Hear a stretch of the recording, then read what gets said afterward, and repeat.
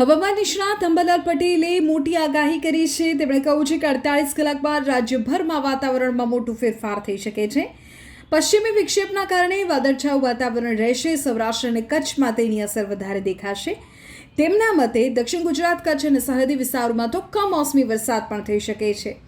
એટલું જ નહીં, અરબ સાગર અને બંગાળની ખાડીમાં લો પ્રેશર સિસ્ટમ સર્જાતા ઉત્તર ભારતમાં હિમવર્ષાના એંધાણ છે.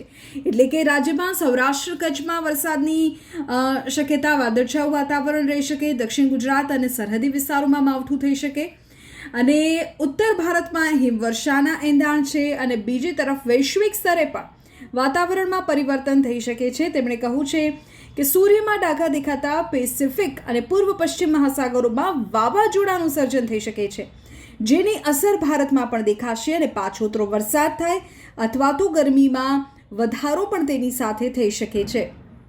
આ સિવાય ડબલ ઋતુને કારણે રાજ્યભરમાં રોગચાળાનું પ્રમાણ વધશે. શરદી, તાવ, ઉધરસ જેવા રોગ નું પ્રમાણ વધે તેવું પણ તેમણે સંભાવના વ્યક્ત કરી છે. તો બીજી તરફ ખેડૂતોને પણ યોગ્ય સમયે રક્ષણાત્મક પગલાં લેવા, એટલે કે પોતાના પાકને નુકસાનથી બચાવવાના પગલાં લઈ લેવા, એ પ્રકારનો અનુરોધ પણ કર્યો છે. તો 3 સ્તરે અત્યારે અંબાલાલ પટેલે આગાહી કરી છે. રાજ્યમાં સૌરાષ્ટ્ર કચ્છના વાતાવરણને લઈને, દક્ષિણ ગુજરાત અને અન્ય વિસ્તારોમાં કમોસમી વરસાદની જાણકારી તેઓએ આગાહી કરી છે. તો બીજી તરફ ઉત્તર ભારતમાં હિમવર્ષાની આગાહી કરી છે અને વૈશ્વિક સ્તરે પણ વાતાવરણમાં, હવામાનમાં ફેરફાર થઈ શકે છે. પૂર્વ પશ્ચિમ મહાસાગરોમાં વાવાઝોડાનું સર્જન થઈ શકે છે.